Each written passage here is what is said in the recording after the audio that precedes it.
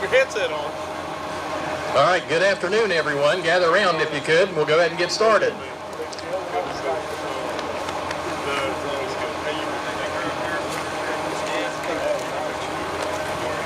She's coming out. Oh, is she going to make it? She's coming out later, I think. Good. All right, well, thank you all for joining us, and welcome to Cacapon Resort State Park. I'm Brett McMillian, Director of the West Virginia Division of Natural Resources, and oh boy, am I excited about today. Let me first mention, though, that the park absolutely looks great. Congratulations, Superintendent Assistant Scott Fortney and Kelly Smith.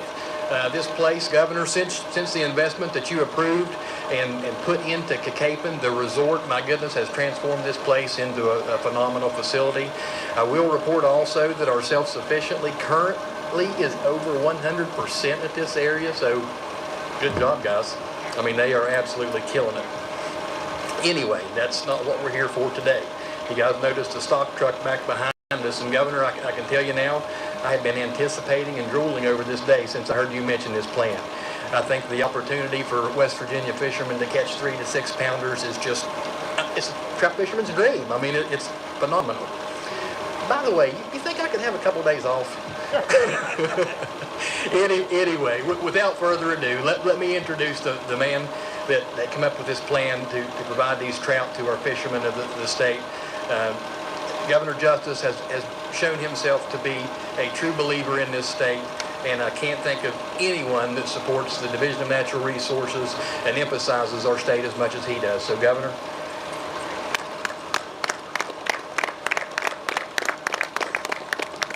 Well, Brett, thank you, and you know, we've got an incredibly wonderful and really, really good senator here, and for all of you from this area and everything, and I want you to know with all in me, and I mean this very sincerely, I don't blow smoke at anybody. That's a superstar right there, and he really, really, really stands right with everybody in this state over and over and over. He's a super smart guy and a superstar. And so, Charlie, thank you for all you do and all you've done forever. But, and Daryl, we kind of thank you a little bit too from time to time, maybe, you know.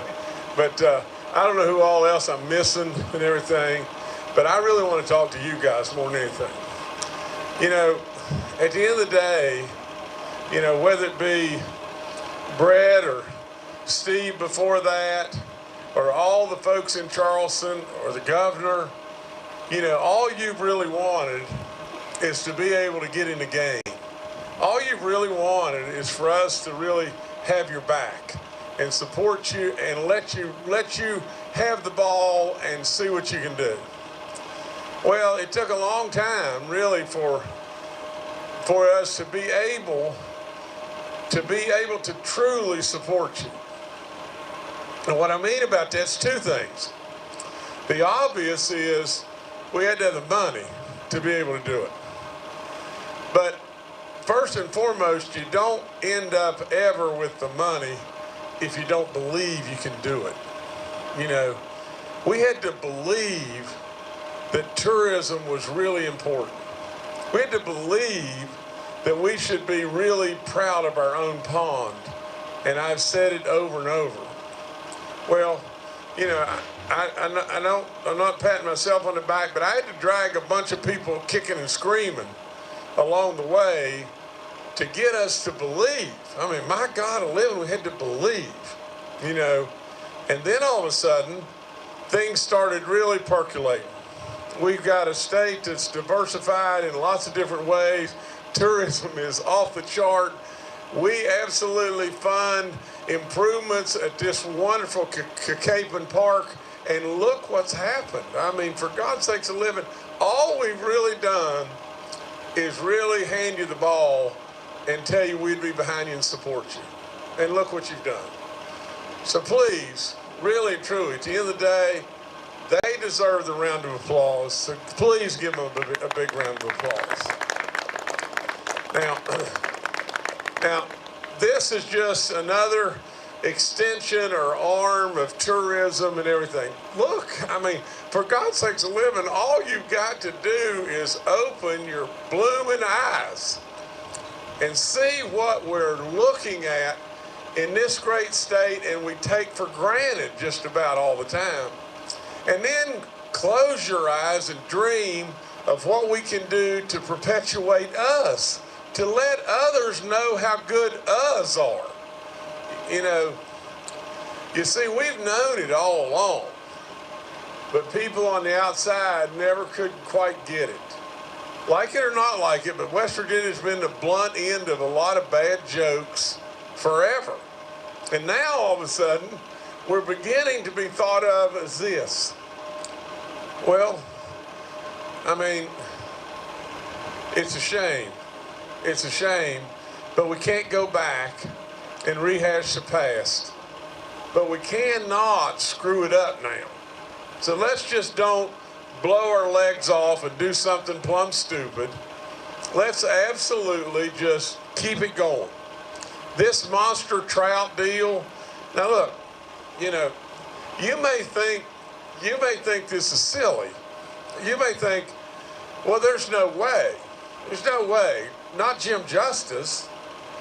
But I'll promise you there's not anybody here that's been in the woods more than me.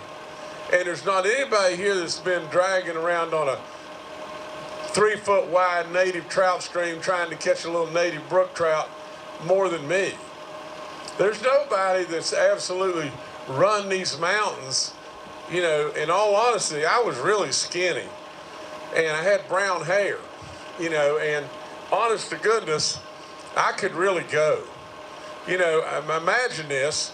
At my basketball physical, after high school, you know, I was playing as a postgraduate at one of the military schools and everything. I weighed 174 pounds. Now, 174 pounds is like this big around, and then I grew another body and some. So, with all that being said, I love it. I love the outdoors beyond belief.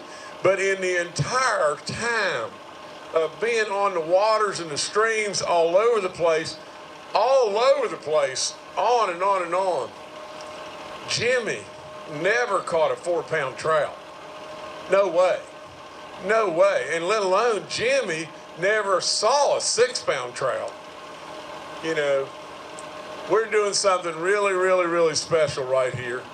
And we're doing it in hopes that it's going to spur more and more and more interest, because you see, for one of the very first times ever, and Brett would tell you the same thing, but you have young people really genuinely coming to West Virginia, buying hunting and fishing license and absolutely enjoying something that touches their soul.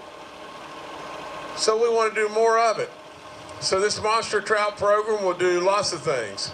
It will bring more and more awareness to the fact that we are now that diamond in the rough that everybody missed. And that's what we want to be, because it just makes more and more and more goodness happening in West Virginia. Last thing I'd say is just this. Who could have ever thunk it? Who could have thunk it?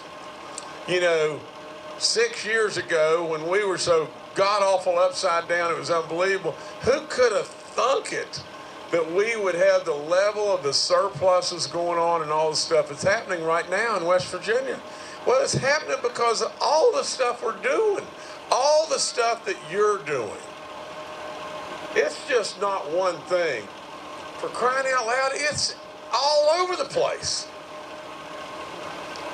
Last thing I say to you is, this is bizarre as it may sound, but there was a time at Balcom's Nursery in North Carolina. There's 2 big giant nurseries right outside of Charlotte. And they've got greenhouses that go from here to Martinsburg, and I'm only exaggerating to make my point. And one of them is called Balcom's Nursery, and the other one is Metrolina. Well, we were in the lawn and garden business, and we had this great big, you know, flower and deal, all that, where you'd sell all kinds of plants and hanging baskets and everything, lots and lots. So we were real frequent, real customers at Balcom's Nursery. And I was there in the spring, and they were so busy, it was unbelievable. There was tractor trailer after tractor trailer after tractor trailer picking stuff up. And the guy that was running, his name's Chip Balcom. And Chip's running all over the place, and I said, Chip, my God, look at the business that you're doing. I said, Chip, I mean, you guys have got to be doing great. He looked right at me and he said, Jim, we don't even have time to count the money here. All we do is throw it in a big barrel and weigh it. Well, now just think about it. That's where we can be in West Virginia. Now, we'll count it. We'll count every penny of it, okay? And we'll make sure that we're trying to do it the best with it we possibly can.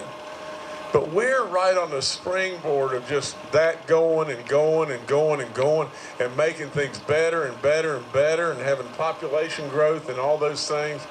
It's good stuff. Good stuff. I salute all of you for all you do. You make us better. You make us better.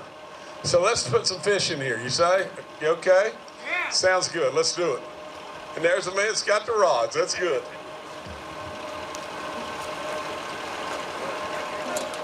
Hey, Sean, how are you?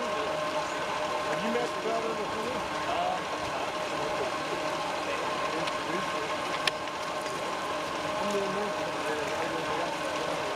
Hey, man.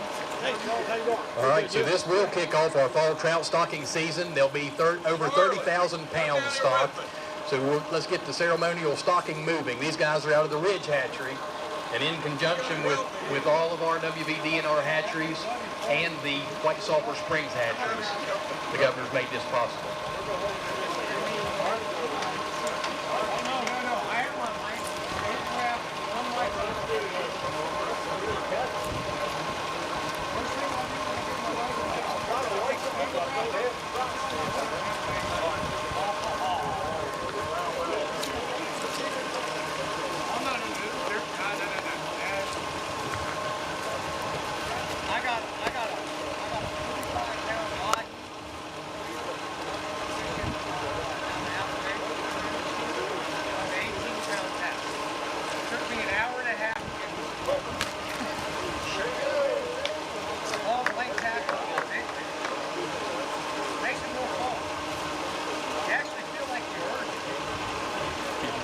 Get him out.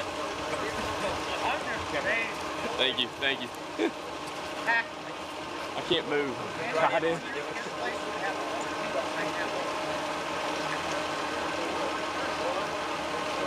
I've had it happen.